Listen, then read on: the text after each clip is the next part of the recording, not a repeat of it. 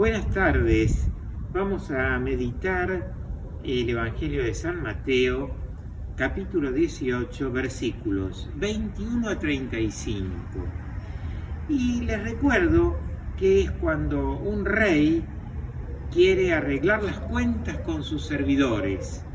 Y hay uno que le debe una suma muy grande, y entonces la única forma de saldar la deuda era venderlo junto con su mujer y sus hijos, etc.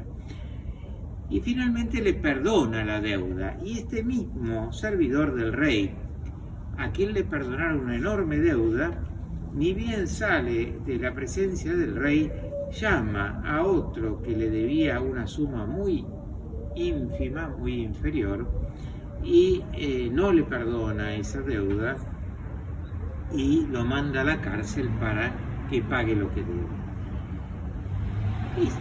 Esta parábola nos hace pensar en dos cosas. En primer lugar, nos llama la atención sobre una condición propia del hombre. Siempre pensamos mucho más en lo que nos deben a nosotros que en lo que nosotros debemos. Pensamos más en lo que tienen que hacer los otros por nosotros que en lo que nosotros tenemos que hacer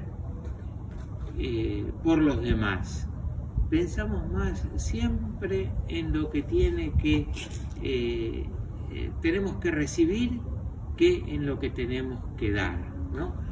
Y esa sería una gran enseñanza de esta parábola. Una segunda enseñanza, más propiamente apuntando a lo que nos quiere enseñar el Señor, es que la esencia del cristianismo es el perdón.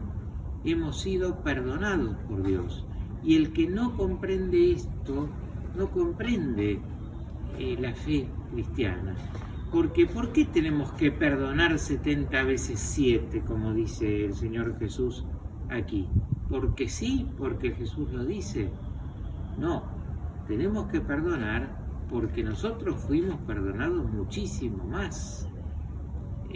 Por eso tenemos que perdonar. Es lógico, es natural que reaccionemos de ese modo. Por eso también muchas veces en la historia de la Iglesia vemos grandes santos que se han convertido, que antes eran pecadores, y tal vez esa experiencia del pecado los hizo reconocer mejor la gran obra que Dios hizo en ellos y su conversión.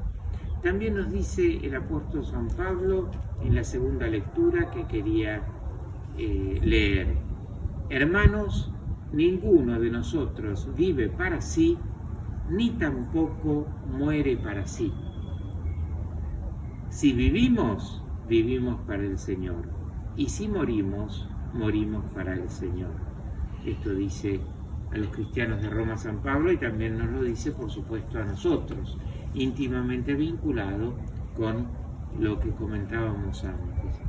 Que Dios nos dé la gracia, no solo de entender en realidad es fácil esto que nos dice el Señor, pero que nos dé la gracia no solo de entenderlo, sino de vivirlo, de practicarlo, que no es tan fácil. Y terminamos entonces con una bendición aquí a los pies de Santa Teresita, si es posible. El Señor esté con ustedes y con tu espíritu. Y que la bendición de Dios Todopoderoso, que es Padre, Hijo y Espíritu Santo, descienda sobre nosotros y permanezca para siempre. Que Dios les dé un muy buen día a todos.